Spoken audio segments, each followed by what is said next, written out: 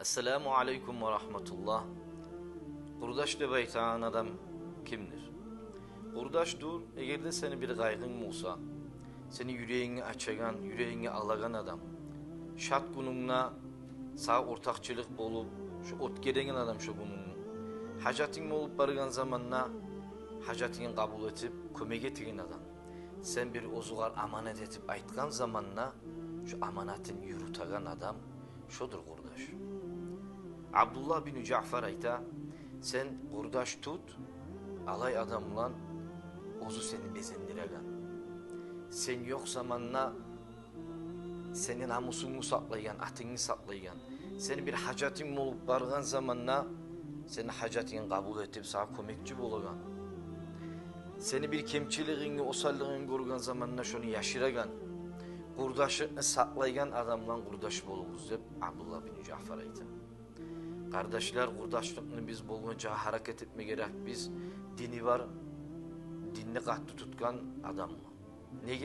Nege tuğul ise Peygamber aleyhissalatu vesselam uzun hadisinde ayta, "Er-raculu ala dini halilihi, falyanzur ahadukum man yukhalil." İnsan ozunu kurdaşını dinin nedir? Karasında bayta kimdir onu kurdaşı? Bizim kurdaşları biz bolsa haram yolunu tutkan, zinalıkka, içkiga, uruga, yaman amalga tartagan adam olsa, bizim korku var dini bizge, kemçilik barına. Eğer de bizim kurdaşları biz dinge çakıramsa, sili yerlige çakıramsa, oraza tutma, Kur'an okuma, cemaat namazga, yakşı mazgişsega çakıramsa, şu bizge suyunuş var ahiratta, yaxşılık bolurga. Nege tuğulasa kıyamet gün bolganna sen haram işler yürüten kurdaşlarından her yerde ortakçılık etkenine şolar sağa karşı çıkacak. Şu benimle palan yerde şuraya oturdu, içti, zine etti, palan yerde urladık bir çede. Kıyırlı zamanla şolar sağa karşı çıkacak.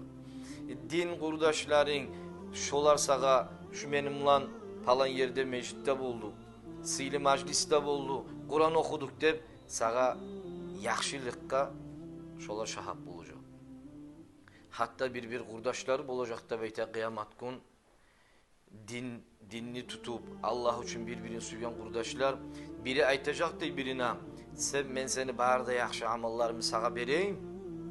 Belki bize gerek kalmayın cehenneme biri biz sana cennetke gireyik de baytıp ozu cehenneme girse de gayirmey. Şu biri cennetke girsin de baytıp bağırda yaxşı amallarını beregen kurdaşlar da bulacaktı. Kardeşler, biz kurdaş tutayık dinçilerine, eğer de haram yürüten kurdaşları biz varmışsa şolara nasihat edip tuzlama karayık, ozuları biz tuzlanayık, bolmayın musak, şolardan aritayıp, yaxşı adam var mı lan, gerti adam var mı lan, seni etken amanatını alı yürüten adam var mı lan, kurdaşlıkını saklayan adam var mı lan, gerti kurdaş bulmaya karayık. Allah-u Teala şöyle bizge, dünya bizge de ahiret bize faydalı bulan kurdaşlarını karşı etsin. Şöyle adamlarla kurdaş bulma nasip etsin.